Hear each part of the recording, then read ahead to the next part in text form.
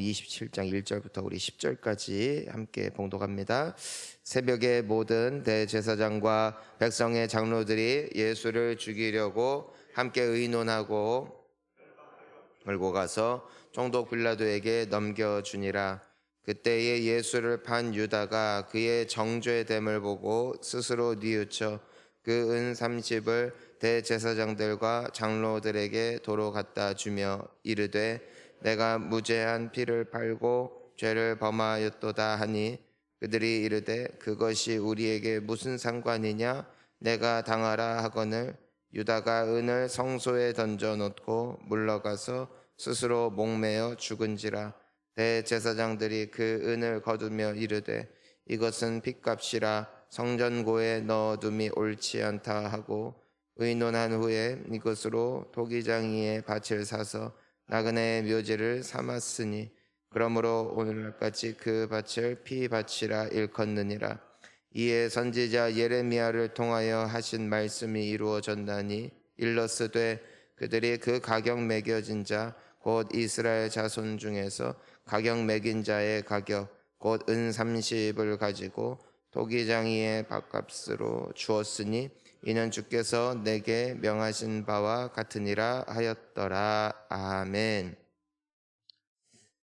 우리가 이 가룟 유다의 모습을 보며 다시 한번 이 아침에 우리의 모습을 묵상해 보기를 원합니다. 예수님께서 새벽에 총독 빌라도에게 넘겨지게 됩니다. 이 이스라엘 사람들은 현재 로마의 속국으로 있기 때문에 그들의 임의대로 사형 선고를 내릴 수가 없습니다. 때문에 로마의 총독으로 있는 빌라도에게 넘겨줌으로써 법적인 절차를 통해 예수님을 죽이고자 하는 이 모든 모의가 우리가 월요일날 함께 나눈 것처럼 새벽에 이루어졌음을 보게 됩니다. 새벽에는 재판을 하지 않습니다. 새벽에는 사형 선고를 내리지도 않습니다. 하지만 이 모든 것을 은밀하게 진행하는 것을 통하여 이 세상의 어두움을 우리가 다시 한번 묵상하게 된 것입니다. 우리는 빛의 자녀들인 줄 믿습니다. 빛은 드러나는 것입니다. 어둠은 감춰지는 것입니다. 은밀히 행해진다는 것은 어둠 가운데 있다는 것이요 빛 가운데 있다는 것은 드러나는 것입니다. 예수님은 감추신 적이 없습니다. 그분은 언제나 진리를 드러내신 하나님의 아들이셨습니다. 빛 대신 주님을 따라 드러나는 우리의 모습이 되어질 때 그것이 주님께 영광이 되는 줄 믿습니다. 때문에 예수님은 우리가 보는 바와 같이 그분은 모든 것들이 드러나셨지만 그분 가운데에는 어둠이 없었습니다. 그분은 진실된 분이셨습니다. 우리가 우리 신앙인들의 모습을 돌이켜봅니다. 우리는 진실된 사람이 돼야 합니다. 남들에게 눈치 볼 일을 할 필요가 없다라는 것입니다. 왜 세상은 끊임없이 숨기는 것입니까? 왜냐하면 나에게 더러운 것들이 많이 있기 때문입니다. 하지만 죄가 없는 인생, 부끄러움이 없는 인생은 나의 삶을 누군가가 지켜보고 또 나의 삶이 드러나는 것에 대하여 그것을 부끄러워 여기거나 그것을 감추거나 할 필요가 없습니다. 예수님은 변명하실 필요가 없었습니다.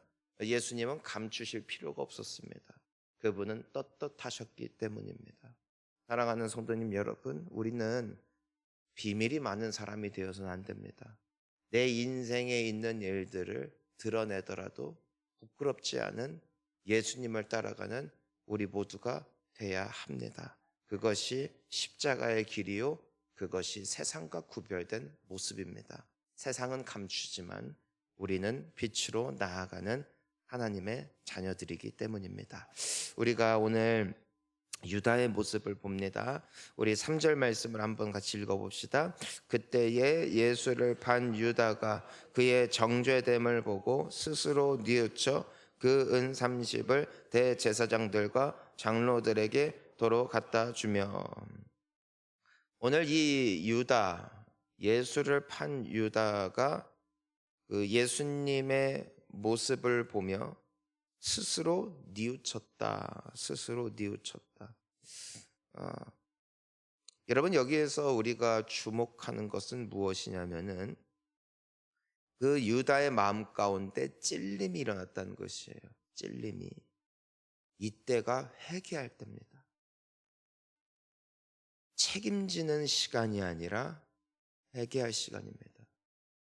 유다의 비극은 그가 잘못을 깨달은 데 있는 것이 아니라 그가 잘못을 한 것에 있는 게 아니라 회개하지 않았다는 겁니다. 우리가 어제의 말씀과 오늘의 말씀을 통해 베드로와 유다의 모습을 지켜봅니다. 베드로도 깨닫습니다. 닭 울음소리를 듣고 깨닫습니다. 그래서 그는 심히 통곡했습니다. 유다도 예수님께서 이토록 고초당하시는 모습을 보면서 스스로 뉘우쳤습니다. 그런데 여기에서 이 베드로는 하나님 앞에 통곡하며 자신의 모습을 뉘우치며 회개한 것과 달리 유다는 지금 은 30을 가지고 누구에게 갔다는 것입니까? 대제사장들과 장로들에게 갔다 이거예요. 회개는 누구를 향하여 하는 것인가? 하나님께 하는 것이고, 또한 회개는요, 내가 잘못한 대상에게 하는 겁니다. 내가 잘못했음을 하나님께 알아야 하지만 또한 내가 잘못한 대상에게 잘못을 뉘우치는 것이 회개의 기본기입니다.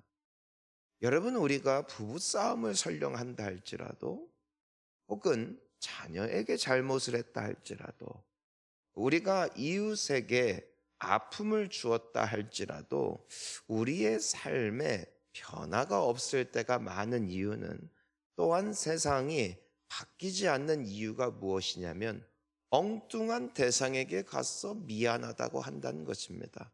엉뚱한 대상을 찾아가서 그 문제를 해결하려 하기 때문입니다. 지금 가룟 유다가 누구에게 잘못했습니까? 예수님께 잘못했단 말입니다. 그러면 이 부분에 대해서 뉘우치고 잘못했다고 고백할 대상은 예수님입니다. 근데 유다는 지금 누구를 찾아갑니까? 엉뚱한 대제사장과 장로들에게 찾아가 그의 잘못된 부분을 고백하고 있다는 것입니다. 우리는 보통 양심의 가책이란 걸 느낍니다. 그리고 우리는 실수한 것을 깨닫습니다. 하지만 이 세상의 변화가 잘 나타나지 않는 이유는 이 유다와 같이 우리는 엉뚱한 사람에게 가서 토로하더라는 것입니다.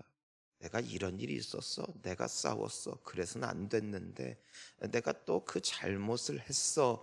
라면서 내가 정말 나의 죄를 가지고 나아가야 할 하나님이 배제되어 있고 상대방이 배제되어 있으니 항상 마음은 진실되지만 그 일에 진척은 없더라는 것이에요.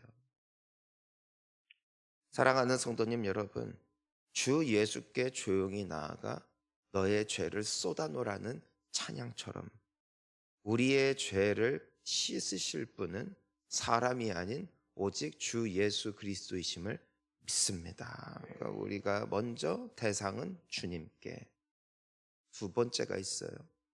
여러분 우리가 살면서 실수를 하고 잘못할 때 엉뚱한 누군가를 찾아가 그 잘못을 고백하는 우리가 아니라 그 상대에게 용서를 구할 줄 아는 용기가 회복되기를 소망합니다. 여러분 배우자에게 잘못했습니까? 배우자에게 미안하다고 하십시오. 자식에게 잘못했습니까? 자식에게 사과하십시오. 부모에게나 이웃에게 꺼림칙한 일을 행하셨습니까? 하나님께 고백하는 데서 그치지 마시고 그 사람을 찾아가 죄를 고하며 용서를 구하십시오. 그때의 그 예배를 주님이 받으시기 때문입니다. 예수님은 그렇게 말씀하셨어요. 하나님 앞에 예물을 드리기 전에 형제와 다툰 일이 생각이 나거든 그 예물을 내려다 놓고 그 형제와 먼저 뭐 해라? 화해해라. 먼저 용서를 받아라. 그리고 주께 나와 예물을 드려라. 그래야 주님이 너의 예물을 받으실 것이다 하였습니다. 우리가 욥기서를 보면은 욥이 고난을 당할 때 욥의 세 친구들이 찾아와 욥에게 더 깊은 상처를 줍니다. 네가 이런 고통을 당하는 건 이 죄 때문이야. 이 실수 때문일 거야.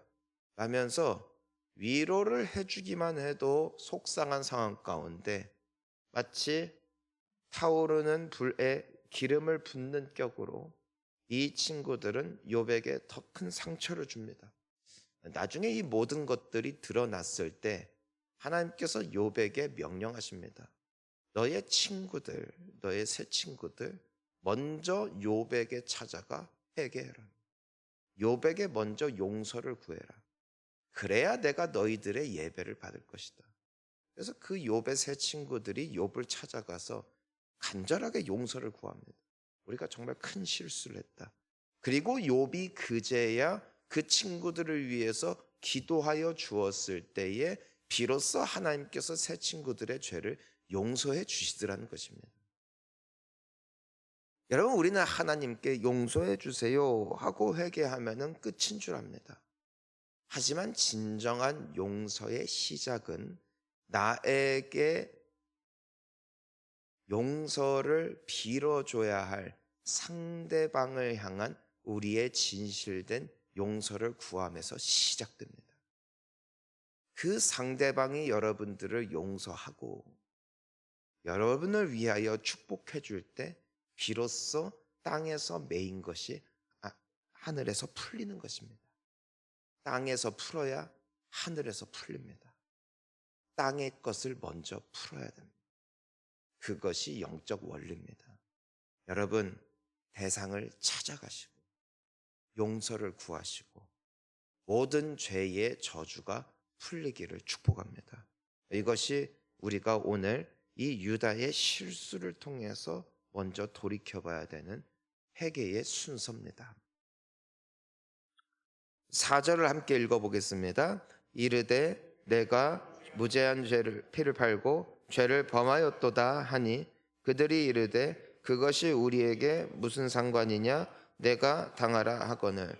여기서 우리가 바라볼 수 있는 모습 두 번째로 뭐냐면 나에게 죄를 짓게 한 사람은 나의 죄를 책임지지 않는다.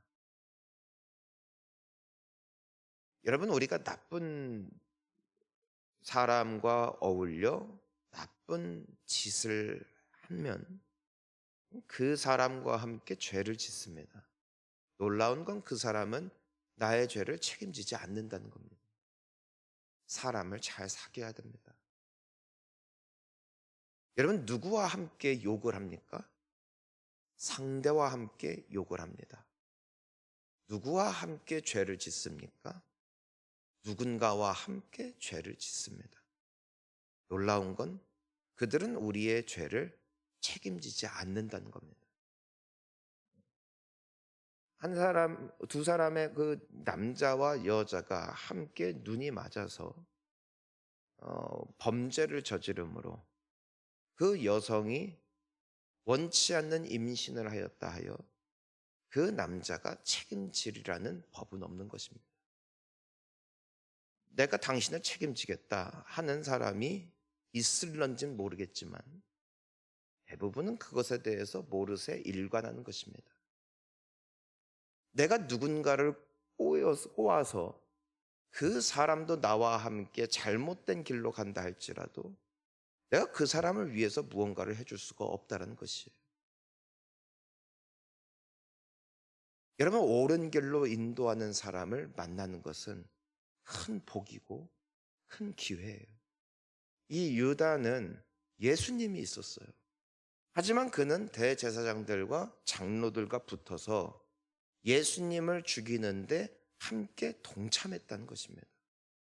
근데 정작 이 부분에 대해서 해결하려 할 때에 그들은 내가 무슨 상관이냐, 네가 알아서 책임져라 라는 말밖에 해줄 말이 없는, 정말 이 유다의 입장에서는 궁지에 몰릴 수밖에 없는, 어찌 보면 비참하게 버려진 존재가 되어질 수밖에 없더란 것이에요. 여러분, 이것이 사탄입니다. 사탄은 우리를 유혹합니다. 사탄은 우리를 미혹합니다. 하지만 절대로 책임지지 않습니다. 여러분을 죄악 가운데 거하게 하는 이들을 떠나시기를 축복합니다. 여러분들로 하여금, 입술로 하여금, 물질로 하여금, 혹은 여러분들의 인생으로 하여금 죄짓게 하는 이들을 멀리 하셔야 됩니다. 왜냐하면 그들은 여러분들을 결정적일 때에 버릴 것이기 때문이고, 그들은 여러분들을 돕지 못할 것이기 때문입니다. 가룟 유다는 철저하게 외면당했고 버림받았습니다. 우리가 주님 앞에 설 때에 사탄이 그런 말 하지 않습니다. 내가 이 사람을 꿰었습니다. 나를 처벌해 주세요. 하지 않습니다. 아담과 하와를 미혹하던 사탄 말입니다. 그는 책임지지 않습니다. 그 죄값을 그 남자와 여자가 다 받아버리게 되고, 사탄 본인도 저주를 받아 배로 기어 다니게 되어지는 저주를 그 뱀이 받게 되는 것을 우리가 보게 되는 것이죠. 죄를 멀리함이 가장 큰 복이 되는 줄 믿습니다. 자, 그런데 이 5절 말씀 함께 읽어봅니다. 시작. 유다가 은을 성소에 던져놓고 물러가서 스스로 목매어 죽은지라. 아멘. 사는 날 동안은 은혜의 때입니다. 살아있는 동안에는 기회가 있습니다. 예수님 곁에 못 박혀 죽었던 강도 두 사람도 살아있는 동안에는 기회가 있는 것입니다. 주여 나를 기억하옵소서 고백했을 때 예수님은 그의 죄를 사하여 주었습니다. 하지만 가룟 유다는 스스로 목매어 죽습니다. 죽으면 기회가 없습니다. 사는 날 동안은 구원의 방주의 문이 활짝 열려 있습니다. 죽으면 그 문은 닫히게 됩니다. 죽을 때는 후회해도 안 됩니다. 죽을 때는 뉘우쳐도 안 됩니다. 살아있는 동안 기회가 있으며, 살아있을 때 주님께 나아가는 자가 복된 인생입니다. 울어도 못합니다. 죽어도 못합니다. 가룟 유다는 죽는 순간 그의 영혼의 눈이 열렸을 거예요. 진정한 진리가 죽는 모든 자들에게 펼쳐집니다. 천사가 보이고 귀신이 보입니다. 천국이 보이고 지옥이 보입니다. 하나님이 보이고 사탄이 보입니다. 영의 세계가 열립니다. 하지만 그때는 늦었습니다. 여러분, 우리 주변에 아직 살아있는 이들이 있어요. 하지만 아직 예수 안에 없는 이들이 있어요. 지금이 구원을 받을 때요, 지금이 은혜의 때임을 기억해야 합니다. 죽으면 울어도 못합니다. 저는 우리가 어떤 사랑하는 사람의 장례식이 되었던 간에 그 장례 예배가 위로가 되길 축복하고, 그 장례 예배가 소망이 되기를 소망한 것입니다. 그러기 위해서는 지금 이때를 잡아야 합니다. 베드로는 죽지 않았어요. 그는 회개하고 기다렸어요. 주님의 은혜를, 주님의 용서를 기다렸다고. 동일하게 예수님을 배반했지만 베드로는 구원을 얻어요. 하지만 유다는 끝난 거예요. 왜요? 그는 주님께 기회를 주지 않아요. 인생 포기하지 마시고 끝까지 주님 앞에 나아갈 수 있는 우리 모두가 될 수 있기를 축원합니다. 여러분, 이 유다가 죽고 나서 6절을 보니까 그 대제사장들이 그 은 30냥을 거두었어요. 그리고 뭐라고 해요? 이것은 핏값이라 성전고에 넣어둠이 옳지 않다 하고, 7절에 보니까 그걸로 뭐 했어요? 토기장의 밭을 사서 나그네 묘지를 삼았다. 그러니까 성전에서 나온 돈으로 유다에게 주었는데, 유다가 이것을 다시 반환했을 때 그것을 성전에 드리지 않아요. 왜요? 이 돈은 깨끗한 돈이 아니에요. 이 돈은 저주예요. 이 대제사장들도 이 돈이 하나님의 성전에 있기에는 합당치 않은 돈임을 알고 이 돈을 거부하는 거예요. 아나니아와 삽비라가 밭을 팔고 속인 돈을 베드로 앞에 가지고 나왔어요. 주님은 그 돈을 기뻐하지 않았어요. 왜요? 속이는 돈이었기 때문에. 이 가룟 유다의 돈은 하나님을 위해서 쓰임받지 못했어요. 왜요? 저주받은 돈이기 때문에. 깨끗하게 벌지 않은 돈, 정직하지 않은 돈, 남의 것을 훔침으로 남에게 피눈물을 흘리게 함으로 하나님 앞에 드려진 돈은 하나님이 받지 않으십니다.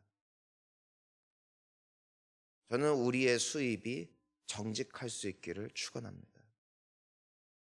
내가 누군가를 속여서 누군가의 것을 훔쳐서 내가 누군가의 뒤통수를 쳐서 주님 앞에 1000배, 10,000배를 다 드린다 할지라도 주님은 그거 안 받으세요. 그건 핏값이라 버려지는 것이. 마치 아나니아와 삽비라의 돈을 받지 않으시는 것처럼 주님은 정직한 헌금을 기뻐 받으세요. 우리의 행위가 주님 앞에 진실되고 깨끗하기를 소망합니다. 열심히 일하여 땀 흘려 번 돈으로 주님 앞에 드리는 인생이 복된 인생이요, 그 물질이 주님께서 받으실 만한 예물이 되어집니다. 억지로 드리는 예물도 주님은 거부하십니다. 타인을 통하여 그냥 어쩔 수 없이 드려진 것도 주님은 받지 않으십니다. 헌금함에 돈 봉투가 들어간다 하여 예물이 된 것이 아니라 정직하게 그리고 진실되게 기쁨으로 감사하며 드려지는 모든 물질, 마치 한 과부가 2렙돈을 주님 앞에 드렸을 때 주님이 그 돈을 기쁘게 받으셨듯이 주님 앞에 진실된 우리의 손길이 되어질 때 하나님은 그 손길 위에 복을 주시는 줄 믿습니다. 하나님은 아세요. 그 돈의 출처를 아세요. 그러니 많은 것을 드리는 것보다도 진실된 우리의 예물이 될 수 있기를 주의 이름으로 축원합니다. 가룟 유다의 모습을 우리가 오늘 함께 묵상하며 우리 스스로를 돌아보며 우리가 다시 한번 이 고난 주간에, 이 기간 동안에 우리의 잘못되어진 방향이 옳은 방향으로 죽음의 길에서 생명의 길로 걸어갈 수 있기를 예수님 이름으로 축원합니다. 함께 기도하겠습니다.